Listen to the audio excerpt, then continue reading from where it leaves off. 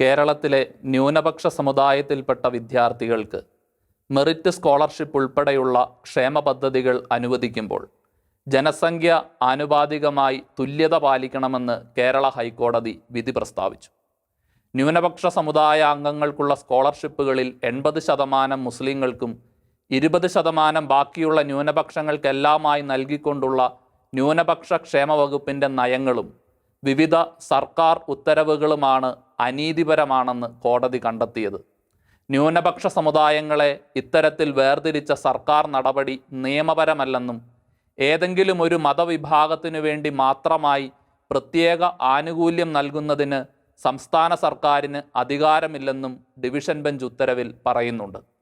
പ്രസ്തുത വിധി വിവിധങ്ങളായ ചർച്ചകൾക്ക് കാരണമായി. ഹൈക്കോടതി കണ്ടെത്തിയ അനീതിപരമായ വേർതിരിവിനെ ന്യായീകരിക്കാനും 80:20 അനുപാതമായിരുന്നു ശരി എന്ന് സ്ഥാപിക്കാനും നിരവധി മാധ്യമങ്ങളും വ്യക്തികളും രംഗപ്രവേശം ചെയ്തു. ഈ പശ്ചാത്തലത്തിൽ ന്യൂനപക്ഷ ക്ഷേമ വകുപ്പിനെക്കുറിച്ചും ചർച്ചയിലിരിക്കുന്ന ഹൈക്കോടതി വിധിയെക്കുറിച്ചും ചർച്ച ചെയ്യുന്ന സത്യാന്വേഷിയുടെ പുതിയ എപ്പിസോഡിലേക്ക് ഏവർക്കും സ്വാഗതം.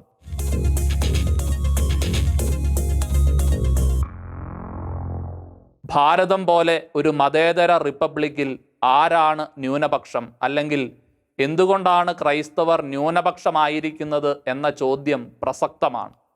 ന്യൂനപക്ഷം എന്നത് വാക്കിൻ്റെ അർത്ഥം ഉദ്ദേശിക്കുന്നത് പോലെ രാജ്യത്തിൻ്റെ ആകെ ജനസംഖ്യയിൽ എണ്ണത്തിൽ കുറവായിരിക്കുന്ന ഒരു സമൂഹം എന്ന് തന്നെയാണ് അർത്ഥമാക്കുന്നത്. പ്രസ്തുത സമൂഹം വംശീയമായോ മതപരമായോ ഭാഷാപരമായോ ഐക്യപ്പെട്ടിരിക്കുന്ന ഒരു സമൂഹമായിരിക്കും. ഭൂരിപക്ഷ സമൂഹത്തിൽ ഇത്തരം ചെറു സമൂഹങ്ങളെ അവരുടെ സംസ്കാരവും മതവിശ്വാസവും പാരമ്പര്യങ്ങളും ഭാഷാ പ്രത്യേകതകളും സംരക്ഷിച്ചുകൊണ്ട് കാത്തുസൂക്ഷിക്കുക എന്നത് ഒരു ഭരണകൂടത്തിൻ്റെ കർത്തവ്യമാണ്. ഭാരത സർക്കാർ രാജ്യത്തെ ഇത്തരം ന്യൂനപക്ഷ സമുദായങ്ങളെ തിരിച്ചറിയുകയും ഭരണഘടനാപരമായി തന്നെ അംഗീകരിക്കുകയും ചെയ്തിട്ടുള്ളതാണ്. 1992 ദേശീയ ന്യൂനപക്ഷ കമ്മീഷൻ നിയമപ്രകാരം ഇന്ത്യയിൽ 6 വിഭാഗങ്ങളെയാണ് ന്യൂനപക്ഷങ്ങളായി കണക്കാക്കുന്നത്. ക്രിസ്ത്യൻ, മുസ്ലിം, സിഖ്, ജൈന, ബുദ്ധ, പാഴ്സി എന്നിവയാണവ. വിജ്ഞാപിത ന്യൂനപക്ഷങ്ങളായ ഈ 6 വിഭാഗങ്ങൾക്ക് ഇന്ത്യയിൽ എവിടെയും ന്യൂനപക്ഷ ആനുകൂല്യങ്ങളും അവകാശങ്ങളും ലഭിക്കും. ഇതിൽ കേരളത്തിൽ പ്രധാനമായുമുള്ളത് ക്രിസ്ത്യൻ, മുസ്ലിം ന്യൂനപക്ഷ വിഭാഗങ്ങളാണ്. ദേശീയ ന്യൂനപക്ഷ കമ്മീഷന്റെ പ്രവർത്തനങ്ങൾ വിശദീകരിക്കുന്ന ഈ നിയമത്തിൻ്റെ വകുപ്പ് 9 അനുസരിച്ച് ഏതെങ്കിലും ഒരു പ്രത്യേക വിഭാഗത്തിന് പ്രത്യേക പ്രാധാന്യം നൽകാതെ എല്ലാവരെയും തുല്യമായി കാണണം എന്ന് പ്രസ്താവിച്ചിട്ടുണ്ട്. Minority rights are absolute rights എന്നാണ് ഭരണഘടനാ ശില്പിയായ ഡോക്ടർ BR അംബേദ്കർ ഭരണഘടനാ നിർമ്മാണ സമിതിയിൽ പ്രസ്താവിച്ചത്. വിജ്ഞാപിത ന്യൂനപക്ഷങ്ങളുടെ സംരക്ഷണത്തിനും അവരുടെ ക്ഷേമ പ്രവർത്തനങ്ങൾക്കുമായി 1992 ദേശീയ ന്യൂനപക്ഷ കമ്മീഷൻ നിലവിൽ വന്നു. 2006 ന്യൂനപക്ഷ ക്ഷേമകാര്യ മന്ത്രാലയവും പ്രാബല്യത്തിൽ വന്നു. ഇന്ത്യയിലുടനീളം വിവിധ സംസ്ഥാനങ്ങൾക്ക് കീഴിൽ ന്യൂനപക്ഷ ക്ഷേമത്തിനായി വകുപ്പുകളും നിലവിലുണ്ട്. കേരളത്തിൽ സംസ്ഥാന ന്യൂനപക്ഷ ക്ഷേമ വകുപ്പ് രൂപീകരിക്കപ്പെട്ടത് 2011 ജനുവരി 1-നാണ്. വിജ്ഞാപിത ന്യൂനപക്ഷങ്ങളുടെ ക്ഷേമ പ്രവർത്തനങ്ങൾക്കായി കേന്ദ്ര സർക്കാരും സംസ്ഥാന സർക്കാരും വർഷാവർഷം തുകകൾ വകയിരുത്തുകയും ചെയ്യുന്നുണ്ട്. ഈ തുകകൾ ന്യൂനപക്ഷ സമൂഹങ്ങളുടെ സംരക്ഷണത്തിനും നിലനിൽപ്പിനും വേണ്ടിയാണ് ഉപയോഗപ്പെടുത്തേണ്ടത് എന്നത് ഈ പറഞ്ഞു വരുന്ന കാര്യങ്ങളിൽ നിന്ന് തന്നെ വളരെ വ്യക്തമാണല്ലോ.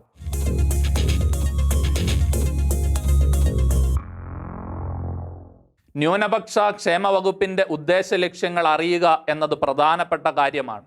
എങ്കിൽ മാത്രമേ വഴിമാറിപ്പോകുന്ന അതിൻ്റെ ഉദ്ദേശശുദ്ധിയെ നമുക്ക് ചോദ്യം ചെയ്യാൻ കഴിയുകയുള്ളൂ. ന്യൂനപക്ഷ ക്ഷേമ വകുപ്പിൻ്റെ ചുമതലകൾ എന്തൊക്കെയാണ്? എണ്ണത്തിൽ കുറവായിരിക്കുന്ന ന്യൂനപക്ഷ സമുദായങ്ങളുടെ വിശ്വാസം, പാരമ്പര്യങ്ങൾ, സംസ്കാരം, ഭാഷാ പ്രത്യേകതകൾ എന്നിവയുടെ സംരക്ഷണവും പരിപാലനവുമാണ് ന്യൂനപക്ഷ ക്ഷേമ വകുപ്പുകൾ നിർവഹിക്കേണ്ടത് എന്ന് ചുരുക്കത്തിൽ പറയാം. ചുരുക്കത്തിലാക്കണ്ട, അല്പം വിശാലമായി തന്നെ അവ പരിചയപ്പെടാം. 2001 സൗത്ത് ആഫ്രിക്കയിലെ ഡർബനിൽ നടന്ന വംശീയതയ്ക്കെതിരായ ഐക്യരാഷ്ട്രസഭയുടെ ലോക സമ്മേളന പ്രഖ്യാപനത്തിൻ്റെ 66ാമത്തെ ഖണ്ഡികയിൽ ഇപ്രകാരമാണ് പറയുന്നത്: ന്യൂനപക്ഷ വിഭാഗങ്ങളിൽപ്പെടുന്ന എല്ലാ വ്യക്തികളും തുല്യരായി പരിഗണിക്കപ്പെടുകയും അവരുടെ മനുഷ്യാവകാശങ്ങളും മൗലിക സ്വാതന്ത്ര്യവും യാതൊരു വിവേചനവും കൂടാതെ സംരക്ഷിക്കപ്പെടുകയും വേണം. ഇതിൻ്റെ അടിസ്ഥാനത്തിലാവണം കേരള മൈനോറിറ്റി കമ്മീഷൻ ആക്ട് 2014 വകുപ്പ് 9F കമ്മീഷന്റെ ചുമതലകളിൽ ഒന്നായി ന്യൂനപക്ഷങ്ങളോടുള്ള വിവേചനങ്ങളിൽ നിന്നുണ്ടാകുന്ന വിവിധ പ്രശ്നങ്ങൾ പഠനവിധേയമാക്കുകയും അവ ഒഴിവാക്കുന്നതിന് നടപടികൾ ശുപാർശ ചെയ്യുകയും ചെയ്യണം എന്ന് പ്രസ്താവിച്ചിരിക്കുന്നത്. അതായത് വിവേചനങ്ങളിൽ നിന്ന് ന്യൂനപക്ഷങ്ങളെ സംരക്ഷിക്കുക എന്നത് ന്യൂനപക്ഷ കമ്മീഷന്റെ ചുമതലയാണെന്ന് സർക്കാർ തന്നെ നിർവചിച്ചിരിക്കുകയാണ്. എന്നാൽ കേരള ക്രൈസ്തവർ ഏറ്റവും അധികം വിവേചനം നേരിടുന്നത് അവരെ സംരക്ഷിക്കുവാൻ കടപ്പെട്ട കേരള സംസ്ഥാന ന്യൂനപക്ഷ ക്ഷേമ വകുപ്പിൽ നിന്നും ന്യൂനപക്ഷ കമ്മീഷനിൽ നിന്നുമാണ് എന്നത് ഒരു വിരോധാഭാസം തന്നെയാണ്. സർക്കാർ ന്യൂനപക്ഷ ക്ഷേമ വകുപ്പിലൂടെ നടപ്പിലാക്കേണ്ട മറ്റൊരു പ്രധാന ദൗത്യം ന്യൂനപക്ഷ വിഭാഗങ്ങളുടെ വ്യക്തിത്വവും തനിമയും സംരക്ഷിക്കുകയും പ്രോത്സാഹിപ്പിക്കുകയും ചെയ്യുക എന്നതാണ്. ഇതിൽ അവരുടെ സംസ്കാരവും ഭാഷയും മതാത്മകതയും നഷ്ടപ്പെടാതെ സൂക്ഷിക്കുകയും അവയുടെ മേലുണ്ടാകുന്ന മറ്റു വിഭാഗങ്ങളുടെ നിർബന്ധിത കടന്നുകയറ്റങ്ങളെ ചെറുക്കുകയും ചെയ്യുക എന്നതും ഉൾപ്പെടുന്നുണ്ട്. ഈ വ്യതിരിക്തതകൾ ലോക സംസ്കാരത്തിൻ്റെ തന്നെ സമ്പത്തായതുകൊണ്ടാണ് അവ സംരക്ഷിക്കപ്പെടേണ്ടത്. അവ സംരക്ഷിക്കപ്പെടുക മാത്രമല്ല, ബഹുമാനിക്കപ്പെടുകയും നിലനിർത്തിക്കൊണ്ടുപോകുവാൻ ആവശ്യമായ സഹായങ്ങൾ ലഭ്യമാക്കുകയും വേണം. ന്യൂനപക്ഷ ക്ഷേമ വകുപ്പിൻ്റെ വേറൊരു ദൗത്യമാണ് ന്യൂനപക്ഷങ്ങളുടെ പൊതുസമൂഹത്തിലെ പങ്കാളിത്തം ഉറപ്പാക്കുക എന്നത്. രാഷ്ട്രീയവും സാമ്പത്തികവും സാമൂഹികവും സാംസ്കാരികവുമായ തലങ്ങളിൽ ന്യൂനപക്ഷങ്ങൾ എപ്രകാരം പങ്കുചേരുന്നു എന്നത് ഇവർ പരിശോധിക്കേണ്ടതുണ്ട്. ഭരണ സംവിധാനത്തിലും ഉദ്യോഗസ്ഥ തലത്തിലുമുള്ള അവരുടെ പ്രാതിനിധ്യം എന്താണ് എന്നിവർ അറിഞ്ഞിരിക്കണം. ഈ പ്രാതിനിധ്യം വെറും ആലങ്കാരികമാകാതെ സത്താപരമായി മാറുന്നുണ്ടോ എന്ന് പരിശോധിക്കണം. ഇവയൊക്കെ ശ്രദ്ധിക്കേണ്ടത് ന്യൂനപക്ഷ വകുപ്പിൻ്റെയും കമ്മീഷൻ്റെയും ചുമതലയാണ്. എന്നാൽ ക്രൈസ്തവരുടെ കാര്യത്തിൽ ഈ വിഷയങ്ങളിൽ ന്യൂനപക്ഷ വകുപ്പിൻ്റെ ഇടപെടൽ ഉണ്ടായതായി ശ്രദ്ധയിൽപ്പെട്ടിട്ടില്ല. ഇവിടെ ദശാബ്ദങ്ങളായി ഉണ്ടായിരുന്ന ആംഗ്ലോ ഇന്ത്യൻ സംവരണം എടുത്തു മാറ്റപ്പെട്ടപ്പോൾ ന്യൂനപക്ഷ ക്ഷേമ വകുപ്പിൻ്റെ ഭാഗത്തു നിന്ന് ഒരു പ്രതികരണവും ഉണ്ടായതായി നമുക്കറിവില്ല. പറഞ്ഞു വരുന്നത്, സർക്കാർ ന്യൂനപക്ഷ ക്ഷേമ വകുപ്പിലൂടെ നിറവേറ്റേണ്ട സുപ്രധാന ദൗത്യം ഭൂരിപക്ഷം അധികാരം കൈയാളുന്ന ജനാധിപത്യ സംവിധാനത്തിൽ ജനസംഖ്യയിൽ കുറവുള്ളവരുടെ അതിജീവനത്തിനും നിലനിൽപ്പിനും ആവശ്യമായ സഹായങ്ങൾ ചെയ്തു കൊടുക്കുക, അവരുടെ അവകാശങ്ങൾ സംരക്ഷിക്കുകയും വിവേചനങ്ങൾ ഇല്ലാതാക്കി തുല്യത നിലനിർത്തുകയും ചെയ്യുക എന്നിവയൊക്കെയാണ്. രാജ്യത്ത് പല ന്യൂനപക്ഷ വിഭാഗങ്ങളുണ്ടെങ്കിൽ അവയിൽ ഏറ്റവും അംഗസംഖ്യ കുറഞ്ഞ വിഭാഗങ്ങൾക്കാണ് ഏറ്റവും അധികം സഹായങ്ങൾ ലഭിക്കേണ്ടത്. അതിനാൽ ഇവിടെ പിന്നോക്കാവസ്ഥയേക്കാൾ ഉപരി ന്യൂനപക്ഷ അവസ്ഥയാണ് പരിഗണിക്കപ്പെടേണ്ടത്. ന്യൂനപക്ഷ ക്ഷേമത്തിനായി സർക്കാർ നീക്കിവെക്കുന്ന പണവും ആവിഷ്കരിക്കുന്ന പദ്ധതികളും പിന്നോക്കാവസ്ഥയുടെ കാരണം പറഞ്ഞ് ചില സമുദായങ്ങൾക്ക് മാത്രമായി പരിമിതപ്പെടുത്തുന്നത് ഭരണഘടനയുടെയും സ്വാഭാവിക നീതിയുടെയും ലംഘനമാണ്. ഇപ്രകാരം നടന്നു വന്നിരുന്ന അനീതിയെയാണ് കേരള ഹൈക്കോടതി വിധിയിലൂടെ ഇല്ലാതാക്കിയിരിക്കുന്നതും.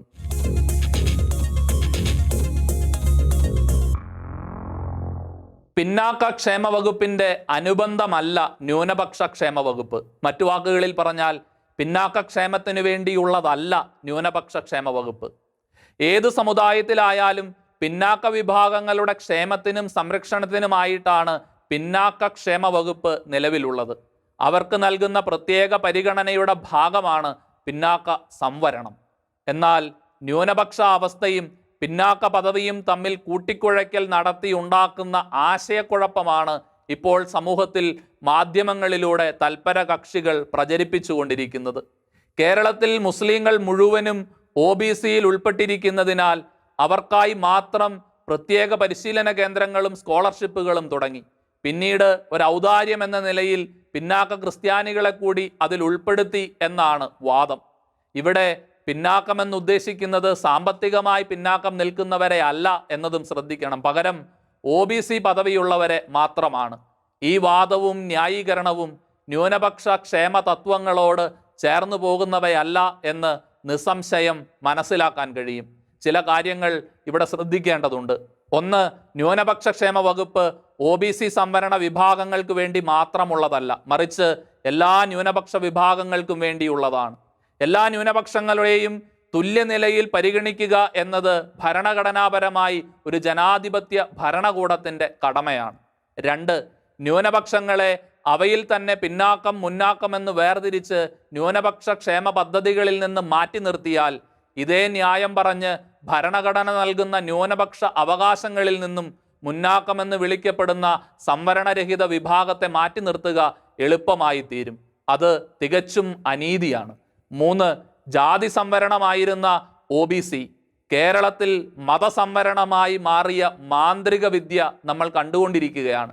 കേരളത്തിലെ മുഴുവൻ മുസ്ലിങ്ങൾക്കും അങ്ങനെ OBC സംവരണം ലഭിക്കുകയാണ്. ഉന്നത ശ്രേണികളിലുള്ളവരും മുസ്ലിങ്ങൾ പ്രവാചകനായി കരുതുന്ന മുഹമ്മദിൻ്റെയും അറബികളുടെയും പരമ്പരയിൽപ്പെട്ട മുസ്ലിം വിഭാഗങ്ങളും ഈ സംവരണ ആനുകൂല്യം കേരളത്തിൽ അനുഭവിച്ചു കൊണ്ടിരിക്കുകയാണ്. പിന്നാക്കാവസ്ഥ എന്ന വ്യാജ കാരണം പറഞ്ഞ് സംവരണം നേടിയതിനോടൊപ്പം തന്നെ ന്യൂനപക്ഷ ആനുകൂല്യങ്ങളുടെയും 80% സ്വന്തമാക്കാൻ ശ്രമിക്കുന്നത് അനീതി എന്നല്ല, അക്രമം എന്നാണ് വിശേഷിപ്പിക്കേണ്ടത്. സംവരണ തത്വങ്ങളെ അട്ടിമറിച്ചുകൊണ്ടുള്ള ഈ മതസംവരണ നടപടി ഉപയോഗിച്ച് ന്യൂനപക്ഷ തത്വങ്ങളെ കൂടി അട്ടിമറിക്കാനുള്ള ശ്രമം ഇനിയും അംഗീകരിക്കാനാവില്ല. ദേശീയ ന്യൂനപക്ഷ കമ്മീഷൻ ആക്ട് പ്രകാരമുള്ള വിജ്ഞാപിത ന്യൂനപക്ഷങ്ങളെ അതിനുള്ളിൽ തന്നെ മുന്നാക്കം അല്ലെങ്കിൽ ജനറൽ, പിന്നാക്കം അല്ലെങ്കിൽ OBC എന്ന തരത്തിൽ സംവരണ തത്വങ്ങളുടെ അടിസ്ഥാനത്തിൽ വേർതിരിക്കുന്ന സംസ്ഥാന ന്യൂനപക്ഷ ക്ഷേമ വകുപ്പിന്റെ നടപടി ഭരണഘടനാ വിരുദ്ധമാണ്. കേന്ദ്ര ന്യൂനപക്ഷ ക്ഷേമ വകുപ്പിന് ഈ തെറ്റായ നയമില്ല. മറ്റ് സംസ്ഥാനങ്ങളിലും ഇത്തരമൊരു തെറ്റായ നയം നിലവിലിരിക്കുന്നത് നമുക്ക് കാണാൻ കഴിയില്ല.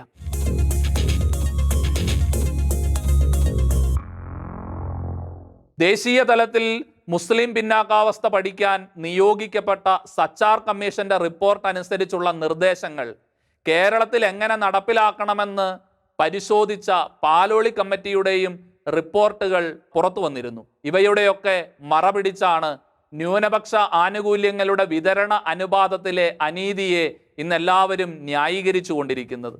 ഇക്കൂട്ടരുടെ വാദഗതികൾ പരിശോധിച്ചാൽ സച്ചാർ കമ്മിറ്റിയുടെയും പാലോളി മുഹമ്മദ് കുട്ടി കമ്മിറ്റിയുടെയും നിർദ്ദേശാനുസൃതം മുസ്ലിം പിന്നോക്കാവസ്ഥ പരിഹരിക്കാനാണ് ന്യൂനപക്ഷ ക്ഷേമ വകുപ്പ് നിലവിൽ വന്നത് എന്ന് തോന്നിപ്പോകും.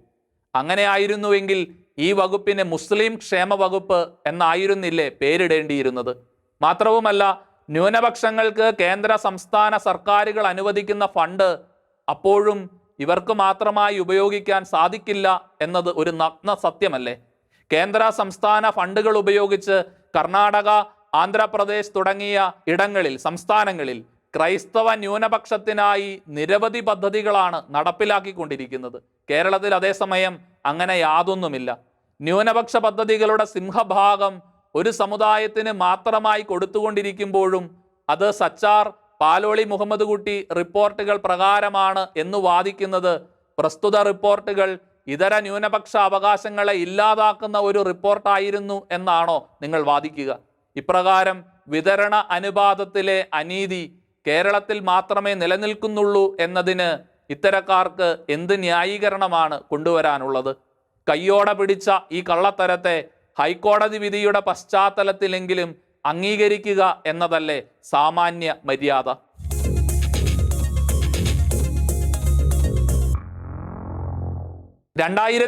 നവംബർ 6 മുസ്ലിം പെൺകുട്ടികൾക്കായി സ്കോളർഷിപ്പ് അല്ലെങ്കിൽ ഹോസ്റ്റൽ സ്റ്റൈപ്പൻഡ് ലഭ്യമാക്കുന്ന മുസ്ലിം ഗേൾസ് സ്കോളർഷിപ്പ് എന്ന പദ്ധതി കോളേജ് വിദ്യാഭ്യാസ വകുപ്പിൽ നിന്ന് ലഭ്യമാക്കാൻ കേരള സർക്കാരിൻ്റെ പൊതുഭരണ വകുപ്പിൽ നിന്ന് ഉത്തരവായി. 2009 മുതൽ കൊടുക്കാൻ തുടങ്ങിയ ഈ സ്കോളർഷിപ്പിൽ മുൻകാല പ്രാബല്യം കൊണ്ടുവരികയും 2008 മുതൽ അർഹരായ കുട്ടികളെ ഉൾപ്പെടുത്തുകയും ചെയ്തിരുന്നു. 2011 ജനുവരി 1 കേരളത്തിൽ സംസ്ഥാന ന്യൂനപക്ഷ ക്ഷേമ വകുപ്പ് രൂപീകരിക്കപ്പെട്ടു. അതോടുകൂടി മുസ്ലിം ഗേൾസ് സ്കോളർഷിപ്പ് പദ്ധതി കോളേജ് വിദ്യാഭ്യാസ വകുപ്പിൽ നിന്ന് ന്യൂനപക്ഷ ക്ഷേമ വകുപ്പിന്റെ കീഴിലേക്ക് മാറ്റപ്പെട്ടു. ഇത് ശ്രദ്ധയിൽപ്പെട്ട വിവിധ ന്യൂനപക്ഷ വിഭാഗങ്ങളും ചില ജനപ്രതിനിധികളും മറ്റ് ന്യൂനപക്ഷങ്ങളെയും ഈ പദ്ധതിയിൽ ഉൾപ്പെടുത്തണം എന്ന് സർക്കാരിനോട് ആവശ്യപ്പെട്ടതിനെ തുടർന്ന് 2011 ഫെബ്രുവരി 22 പ്രസ്തുത പദ്ധതിയിൽ 20% ലത്തീൻ പരിവർത്തിത ക്രിസ്ത്യാനികൾക്കായി അനുവദിക്കപ്പെട്ടു. തുടർന്നുള്ള വർഷങ്ങളിൽ ന്യൂനപക്ഷ ക്ഷേമ വകുപ്പിന്റെ പ്രവർത്തനങ്ങൾക്കായി കൂടുതൽ തുക സർക്കാർ അനുവദിക്കുകയും പുതിയ പുതിയ ക്ഷേമ പദ്ധതികൾ, സ്കോളർഷിപ്പുകളൊക്കെ നിലവിൽ വരികയും ചെയ്തു. എന്നാൽ വളരെ കൗശലപൂർവം ഒരു പ്രത്യേക സ്കോളർഷിപ്പിന് മാത്രമായി സ്വീകരിച്ച 80:20 അനുപാതം മറ്റ് പദ്ധതികളിലേക്കും ഭരണാധികാരികളും ന്യൂനപക്ഷ ക്ഷേമ വകുപ്പും ഒക്കെ കൈകാര്യം ചെയ്തിരുന്നവരും അത് നീക്കി നടപ്പിലാക്കാൻ തുടങ്ങി. ഈ അനുപാതം പലതരത്തിലാണ് നിർവചിക്കപ്പെട്ടത് അല്ലെങ്കിൽ നടപ്പിലാക്കപ്പെട്ടത്. 2011 ഫെബ്രുവരി 22 ഒരു പദ്ധതിയിൽ 80:20 മുസ്ലിം ഈസ്റ്റു ലത്തീൻ പരിവർത്തിത ക്രിസ്ത്യൻ എന്നായിരുന്നു എങ്കിൽ 2013 ജൂലൈ 4 ഇറങ്ങിയ കുട്ടികൾക്കുള്ള കരിയർ ഗൈഡൻസ് പദ്ധതിയുടെ സർക്കാർ ഉത്തരവിൽ 80:20 മുസ്ലിം ഈസ്റ്റു ക്രിസ്ത്യൻ എന്നായി മാറി. 2015 ജൂൺ 8 ഇറങ്ങിയ ITI വിദ്യാർത്ഥികൾക്കുള്ള ഫ്രീ റീബോൾഡ്മെന്റ് പദ്ധതിയിലൂടെ സർക്കാർ ഉത്തരവിൽ 80:20 മുസ്ലിം ഈസ്റ്റു മറ്റ് മതന്യൂനപക്ഷങ്ങൾ എന്ന തലത്തിലേക്ക് കടന്നു വന്നു. രഹസ്യ സ്വഭാവത്തോടെ നടപ്പിലാക്കപ്പെടുകയാണ് ചെയ്തത് ഈ പദ്ധതികളെല്ലാം. ന്യൂനപക്ഷ ക്ഷേമ പദ്ധതികൾ കേരളത്തിൽ മാത്രം 80:20 അനുപാതത്തിൽ എത്തിച്ചേർന്നത് ഇപ്രകാരമാണ്. ഈ അനീതിയെയാണ് കേരള ഹൈക്കോടതി ഇല്ലാതാക്കിയത്.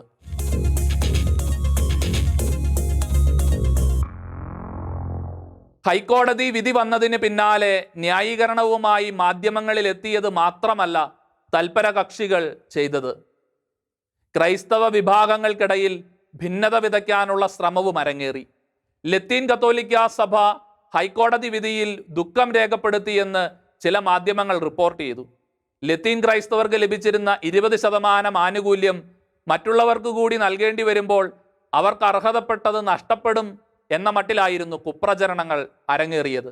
എന്നാൽ ലത്തീൻ കത്തോലിക്ക സഭയിലെ പിന്നാക്ക വിഭാഗങ്ങൾക്ക് ലഭിച്ചിരുന്ന 20% സ്കോളർഷിപ്പുകൾ CH മുഹമ്മദ് കോയ സ്കോളർഷിപ്പ് മാത്രമായിരുന്നു. പ്രസ്തുത സ്കോളർഷിപ്പ് കൂടാതെ 7ഓളം സ്കോളർഷിപ്പുകൾ വേറെയുമുണ്ട്. അവയിലൊന്നും തന്നെ 20% മുഴുവനായും ലത്തീൻ കത്തോലിക്കർക്കല്ല ലഭിച്ചിരുന്നത്, മറിച്ച് എല്ലാ ന്യൂനപക്ഷ വിഭാഗങ്ങൾക്കും ആയിട്ടാണ്. ഈ സ്കോളർഷിപ്പുകളെല്ലാം തന്നെ പുതിയ വിധിയുടെ അടിസ്ഥാനത്തിൽ ജനസംഖ്യ ആനുപാതികമായി വിതരണം ചെയ്യപ്പെടുമ്പോൾ ക്രൈസ്തവ വിഭാഗങ്ങൾക്ക് ഇപ്പോൾ ലഭിക്കുന്നതിൻ്റെ ഇരട്ടിയോളമാണ് ലഭിക്കുക. എന്നാൽ CH മുഹമ്മദ് കോയ സ്കോളർഷിപ്പിൽ ലഭിച്ചിരുന്ന 20% പങ്കുവെക്കേണ്ടി വരും എന്നതിലേക്ക് മാത്രം ശ്രദ്ധ ക്ഷണിച്ചുകൊണ്ട് ലത്തീൻ കത്തോലിക്കരെയും ഇതര ക്രൈസ്തവ വിഭാഗങ്ങളെയും തമ്മിൽ അകറ്റാൻ നടന്ന ശ്രമങ്ങളും യഥാർത്ഥത്തിൽ ആസൂത്രിത നീക്കങ്ങളുടെ ഭാഗം തന്നെയാണ്.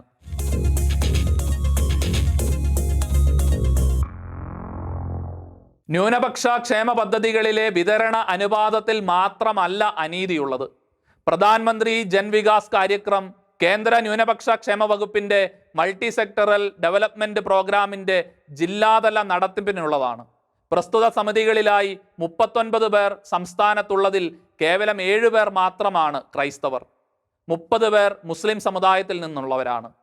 സംസ്ഥാന ന്യൂനപക്ഷ വികസന ധനകാര്യ കോർപ്പറേഷനിലെ 8 അംഗങ്ങളിൽ 2 പേരാണ് ക്രൈസ്തവർ.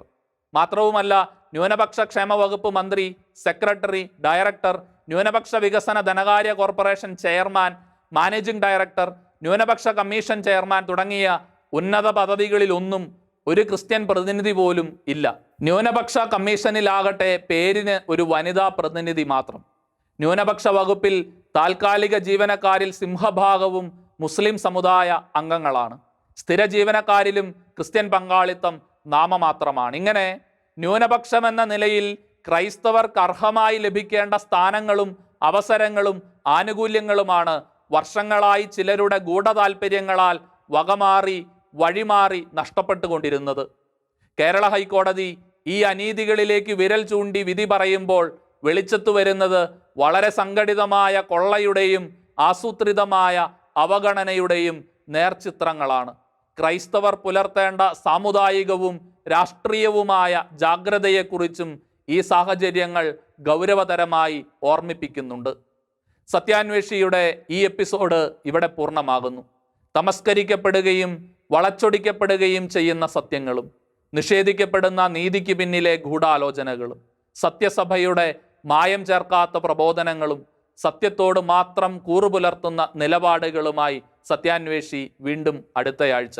നിങ്ങളുടെ അഭിപ്രായങ്ങളും നിർദ്ദേശങ്ങളും താഴെ കാണുന്ന ഇമെയിലിൽ ഞങ്ങൾക്ക് എഴുതൂ. സത്യം നിങ്ങളെ സ്വതന്ത്രരാക്കട്ടെ.